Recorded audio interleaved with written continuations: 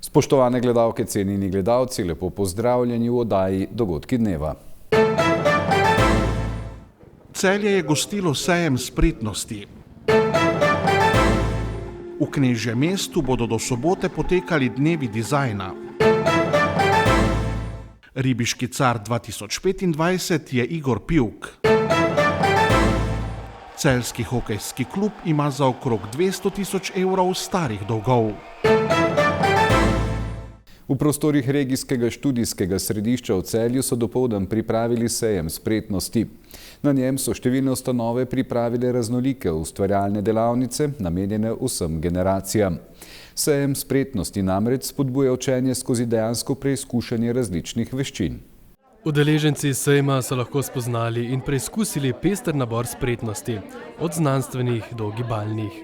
Sejem spretnosti so sicer prvič priredili pred nekaj leti v okviru Evropskega leta spretnosti, a so se na regijskem študijskem središču odločili, da ga bodo zaradi dobrega odziva obiskovalcev prirejali še naprej in pa tudi v prihodnje.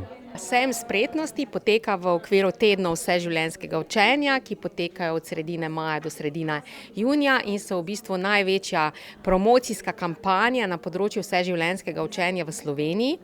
V regijskem študijskem središču smo tematski koordinator tega projekta že več kot desetletje in pred 3 leti smo prvič organizirali sejem spretnosti kot odziv na takratno Evropsko leto spretnosti, ki je v bistvu poudarjalo pomen spretnosti posameznika. Na letošnjem sejmu je sodelovalo 14 razstavljavcev. Predvsem z področja izobraževalnih inštitucij, pa tudi muzeji, javni zavod Socio in ponujajo zelo različne spretnosti, ki se jih lahko naučijo obiskovalci.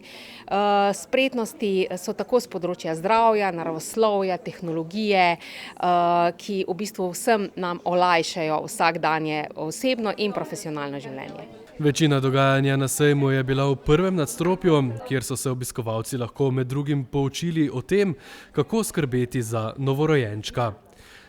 Ta delavnica je prišla prav predvsem mladim staršem. Obstaja veliko priprav na porod in dojenje nego otroka, ampak ponavadi takrat starši še ne vedo, kaj vprašati. Z izzivi se srečajo potem, ko je otrok pred njimi.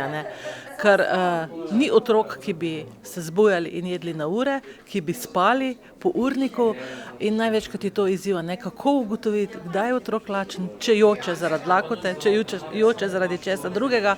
In to je velikokrat tisti največji izziv pri mladih starših. Delavnici od žita do kruha ter voda, vir življenja, pa so pripravili v šolskem centru Šentjur. Danes smo na ta sejem prinesli žita, v katerem bomo merili vlago. Poleg žit smo pripeljali še seboj vodo, v kateri bomo določali pH vrednost, nitrate, nitrite in pa obiskovalci si bodo lahko pogledali tudi vsa žita in jih tudi sami poimenovali, se pravi, da se preverijo, koliko poznajo žita in pa če jih tudi uporabljajo. Svoj razstavni prostor so pripravili tudi sodelavci Vitanskega centra Nordung, ki so s sabo prinesli Nordungove vizije. To je ena izmed šolskih delavnic, ki jih imamo v centru, kjer dijakom in šolarjem predstavimo, kaj vse si je Hermann zamislil, ko je pisal svojo knjigo, kakšne ideje je imel o potovanju v vesolju, o bivanju v vesolju. Kot končni izdelek pa morajo narediti način povratka na Zemljo, ki dejansko obstaja še danes, čisto enostavno padalo.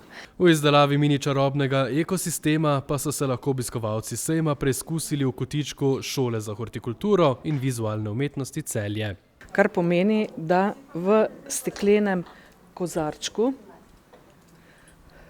večjem, manjšem, si vsak lahko izbere različne rastline, jih vloži v substrat, doda okrasne kamenčke, lahko se pokrijejo in je to mini vrtiček, ki se lahko postavi ali na mizo, v pisarno, v sobo. Načeloma pa te rastline ne potrebujejo veliko oskrbe.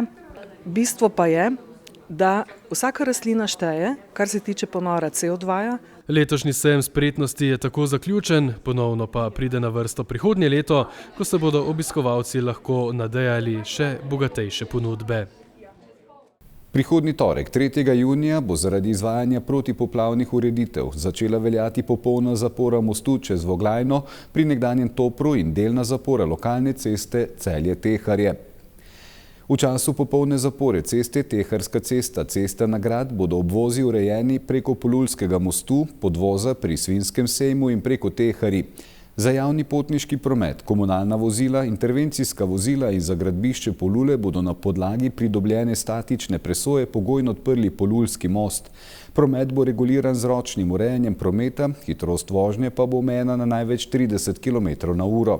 Most na Polulah bo ostal odprt do izgradnje novega. V Celju so se ta torek začeli dnevi dizajna. V prostorih začasne rabe na Glavnem trgu 8 in na trgu pred njim bodo v 5 dneh izvedli več kot 20 različnih dogodkov, ki jih Zavod Celeja Celje pripravlja s številnimi partnerji. Četrtkov večer je bil rezerviran za modno revijo Čarobnost mestnih trgov. V prijetnem večeru iztekajočega se letošnjega maja je sinoči na celjskem Glavnem trgu potekala modna revija v sklopu 11. izvedbe Čarobnost mestnih trgov, ki pa je tokrat že drugo leto v sklopu 5-dnevne prireditve Dnevi dizajna v Celju, v okviru katerega od torka 27. pa do sobote 31. maja v Celju poteka več kot 20 različnih dogodkov, predstavitev, delavnic, showroomov, okroglih miz, svet dokumentarnega filma, pričujoča modna revija, legendarni kiosk K67 in še kaj. Ja, Dnevi dizajna so letos v drugi ediciji, lani prvič. V bistvu so lani nastali kot neka nadgradnja mode, čarobnosti mestnih trgov, torej modne revije, in smo jo razširili projekt dejansko na vsa polja dizajna. Gre za celovit program 5 dni, od torka do sobote, in pokrivamo najrazličnejša področja, tako modo, nakit, industrijsko oblikovanje in tudi ostala polja, arhitektura in tako naprej. Dnevi dizajna v Celju predstavljajo pisano paleto ustvarjalnosti. In kakšen je odziv sodelujočih v letošnjih dnevih dizajna? Organizirali smo 20 oziroma še bomo skupaj 20 dogodkov, tako showroomov kot tudi okroglih miz, raznih ustvarjalnih delavnic za otroke, za odrasle. Torej ta modna revija, in moram reči, da je odziv zelo dober. V bistvu so nas vsi gostje, tako gostje na okroglih mizah kot tudi oblikovalci, oblikovalke podprli in se udeležili v lepem številu tega dogajanja v prostoru začasne rabe GT8 na Glavnem trgu. Trudimo pa se, da velik del dogajanja, sploh ob lepem vremenu, prestavimo tudi na trg. Tudi na pričujoči modni reviji, ki smo jo z našo kamero obiskali v četrtek 29. maja zvečer na Glavnem trgu, je sodelovalo kar 29 poslovnih subjektov, sooblikovali pa so jo voditeljica Mateja Zorko Pavšar, Lucija Koželj z make-upom, dijakini Staša Bukač Zupančič ter Anastazija Dornik. Poleg njih pa še DJ Mr. Andy, tehnično podporo je oskrbela tehnika Dega Sistemi, fotografije pa so delo Gregorja Katiča. Idejo, zasnovo in pripravo pa je z mestnim marketingom Zavoda Celeja Celje pripravila VS produkcija Vladimire Skale. In bilo je res kaj videti. Kup odličnih modnih rešitev za letošnje poletje, ki je tako rekoč pred vrati. Modni dogodek Čarobnost mestnih trgov pa je tudi to pot spremljalo lepo število obiskovalcev. In kot so zapisali njegovi snovalci, je to edinstvena predstavitev ustvarjalcev, ponudnikov v mestu, ki so se odzvali vabilu in so del priprave fotografskega zapisa Poletje lookbooka in sinoči tudi del čudovitega modnega večera. Kakšni pa so kaj načrti za dneve dizajna naslednje leto? So že kakšna razmišljanja? Ja, zagotovo. Sploh okrogle mize so nam dale nova razmišljanja, neke nove ideje, kako zadevo še nadgraditi oziroma obogatiti. Prav gotovo bomo delali tudi z mladimi, kar nam je eden izmed pomembnih ciljev tega projekta, tako da ideje je ogromno. Drugi dnevi dizajna v Celju se nadaljuje tudi danes, v petek 30. maja na Glavnem trgu, in tam se bodo tudi zaključili to soboto 31. maja. Igor Pivk je letošnji ribiški car ribiške družine Celje. Z ulovom najtežje ribe si je naziv prislužil na tradicionalnem vsakoletnem tekmovanju celjskih ribičev. Njegov ulov je tehtal slabih 11 kilogramov. Za ribolov v ugodnem vremenu so se ribiči takole med seboj pomerili, kdo bo ujel najtežjo ribo. Tudi letos je tekmovanje za ribiškega carja ribiške družine Celje po sistemu ulovi in spusti potekalo pri ribiški koči na Šmartinskem jezeru. Ribiškega tekmovanja danes se je udeležilo 56 ribičev od 250, ostali so zadržani zaradi raznih razlogov. Tekmovanje je bilo uspešno, sploh zaradi tega, ker so bile ulovljene ribe. To tekmovanje je v bistvu vrhunec ribiškega, v bistvu ribolovnega leta v ribiški družini Celje. Je tradicionalno, traja od začetkov, tako da smo zelo zadovoljni. Na tretje mesto se je z ulovom težkim 7300 gramov uvrstil Tomaž Drobne. Rajko Bašič je bil z ribo težko 9720 gramov drugi, letos pa je najtežji ulov s težo 10950 gramov uspel Igorju Pivku, ki je tako postal ribiški car za leto 2025. To mi je od nekdaj bila želja, da bi postal ribiški car v naši ribiški družini. Ste velikrat že tekmovali? Ne, tretjič. Na jezeru veliko lovim, tako da poznam, kako gre ribolov tukaj. Bilo je kar napeto, ne? Na začetku smo kar dobro začeli loviti, potem se je pa malo ustavila riba. Ni več dobro delala in smo pač bili skozi napetosti, kdo bo. Kako pa vam je uspelo potem potegniti ven to največjo ribo? Ja, znanjem in pa z izkušnjami. Ja, bilo pa dokaj težko, no. Ker je veliko ribičev in je plavala, ko sem ribičem in je bilo treba kar nekaj se izkazati. Kot se spodobi, se je ribiški car po razglasitvi s čolnom popeljal po jezeru, ki mu je zaupano v varovanje. Hkrati pa je pozdravil tudi ostale ribiče. Tekmovanje je bilo priložnost tudi za podelitev priznanj. O priznanjih za dolgoletno prizadevno delo v ribiški družini Celje so letos po dolgem času znova podelili tudi nazive častni član. Prejeli so jih Štefan Zidanšek, Karli Dajčman in Egidi Čater. Ti častni člani v bistvu dolgoletno, gospod Židanšek, on je bil predsednik ribiške družine, sedaj je podpredsednik ribiške družine za služenje, za kanalizacijo, za sanitarije, ki smo jih na novo postavili v prejšnjem letu, za postavitev nastreška. V mojem mandatu smo ga v bistvu samo dokončali tiste stvari, ki niso bile, tako da je ogromno naredil za to ribiško družino. Egidi Čater v bistvu tudi naš gospodar ribiške družine, vodja čuvajske službe, dejavn v zvezi ribiških družin Celje. Dajčman Karl je pa tudi v bistvu več kot 50 let že ribič. Dolga leta je bil ribiški čuvaj.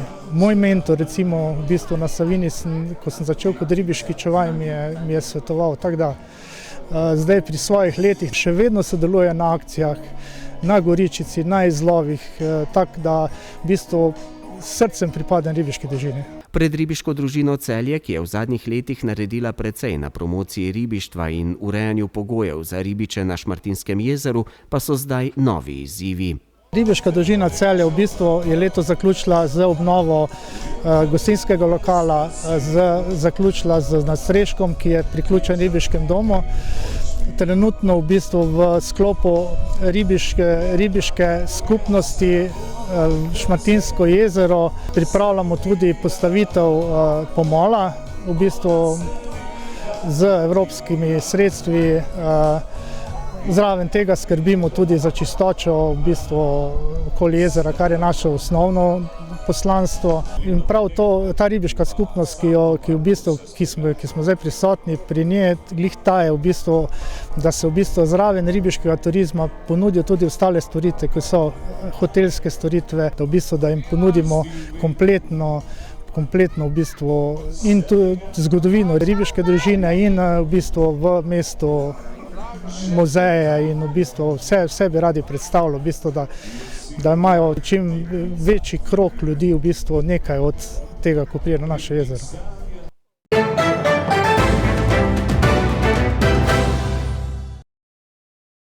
Hokejisti Celja v prihodnji sezoni ne bodo igrali v Alpski hokejski ligi. Takšno odločitev je vodstvo kluba sprejelo po končani analizi trenutnega stanja v klubu, ki je pokazala, da ima klub za okrog 200 000 evrov dolga. V celjskem klubu bodo člansko moštvo sicer ohranili, tekmovalo pa bo v regionalni IHL ligi. V zadnjem mesecu smo v upravnem odboru konkretno zavihali rokave, pregledali poslovanje za nazaj. Delen pregled še traja, ugotovili smo, da se klub spopada s približno 200 000 evri primanjkljaja, ki si ga je pridelal v preteklih sezonah. Sklenjeno je bilo, da se pač pristopi k sanaciji kluba. Nažalost smo se posledično morali odpovedati nastopanju v Alpski hokejski ligi, ker bi bilo neodgovorno vztrajati v tekmovanju, ki si ga ne moremo privoščiti. V naslednji sezoni bomo poskušali sestaviti ekipo za IHL, torej en rang nižje tekmovanje, se pravi tekmovanje, ki smo igrali do našega vstopa v Alpsko hokejsko ligo. Seveda dolgoročni cilj ostaja povratek v Alpsko hokejsko ligo, v tem času bomo poskušali v upravnem odboru zagotoviti zadostna sredstva, da se dolg sanira in seveda, da se ustvari zdrave temelje za ponovno naskok na Alpsko ligo. Glede na igranje v nižjem rangu tekmovanja bo posledično verjetno do velikih sprememb prišlo v igralskem kadru. Vprašljiv je tudi ostanek članskega trenerja Gala Korena. Določeni hokejisti si bodo verjetno poskali nove hokejske sredine druge, ker pač to je le sestop kakovosti tekmovanja na eno stopnico nižje. Trenerju Galu Korenu je ponujeno nadaljevanje sodelovanja, je pa dejstvo, da si on v teh letih, ker je ta naš klub vodil, tudi ustvaril določeno imen, je postal pač tarča tudi določenih bogatejših klubov. Tako da naša želja, velika želja, da bi pač z njim sodelovanje nadaljevali. Vse je pa odvisno od tega, kakšno ekipo pa kakšne ambicije bomo v Celju sploh njemu lahko ponudili, ker pač sam je že povedal, da ga životarjenje na dnu IHL-a ne zanima, kar je sicer pošteno in prav, ker tudi iskreno tudi mene take stvari ne zanimajo, se pravi, ali se bomo stvari lotili pošteno ali ambiciozno, ali pa pač mogoče celo boljše, da se ne lotevamo ničesar. Upravni odbor je po končani analizi sprejel odstop bivšega predsednika Vida Valenčaka in začel s pripravami na organizacijo volilne skupščine kluba. Odstop pač velja, nekdanji predsednik se je umaknil iz vseh organov odločanja o klubu. Predvidoma v naslednjem tednu bo razpisana volilna skupščina kluba, kjer se bo lahko pač vsak potencialen kandidat, ki bo prišel s svojim programom, prijavil za mesto predsednika kluba. Zaenkrat kandidata še nimamo. Verjamem, da se bo kdo ujunačil in k stvari pristopil.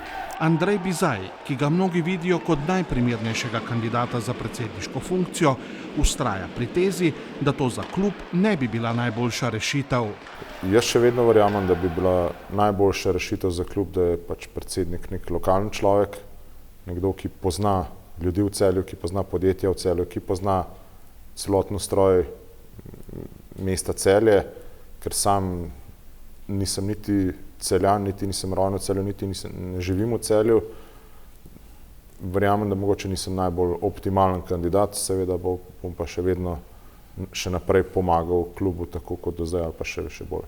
Člani upravnega odbora so se kljub nezavidljivi finančni situaciji odločili, da kluba vsaj zaenkrat ne bodo poslali v stečaj, ampak bodo postopoma dolgove skušali vrniti. V prvi vrsti treba biti pošten do ljudi, se pravi do naših upnikov. Vse je to najlažja pot, klub dati v stečaj in začeti nekaj novega, ampak to pomeni, da ste za sabo pustili toliko ljudi, ki so vložili svoj čas, svoj denar, svoje sredstva v ta klub, ki ne bojo nikoli poplačani z tega. Pač meni se tukaj ne zdi higienično, da se taka stvar naredi. Seveda je vedno stečaj opcija, vkolikor pač bojo izčrpana vsa sredstva, ki jih pač na razpolago imamo, da klub saniramo in do takrat se bomo mi borili, da to stvar saniramo. Smo v dogovarjanju z vsemi upniki, vsaj upam, da z vsemi upniki, ker tako kot sem rekel, določena analiza še traja, določeni dolgovi se še kje pojavljajo, mislim pa, da je 99% vsega skupaj je analizirano. Upam, da ne bojo upniki tule stali ob stran s svojo potrpežljivostjo, tako da zaenkrat stečaj ni opcija. Vemo pa, če nam ne bo uspel zagotavljati hkratne sanacije in sprotnega delovanja kluba, bomo v ta stečaj prisiljeni, ampak trenutno zaenkrat kaže, da to k sreči ne bo potrebno.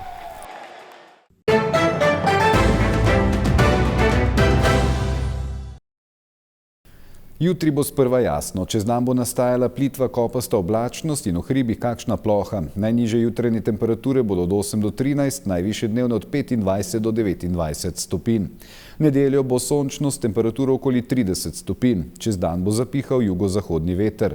Ponedeljek bo dokaj sončno, popoldne in zvečer pa bo predvsem na severu kakšna nevihta. Še bo pihal jugozahodnik. To je bil pregled najzanimivejšega dnevnega dogajanja na Celjskem. Spremljali ste oddajo Dogodki dneva. Hvala za pozornost in lep pozdrav do ponedeljka.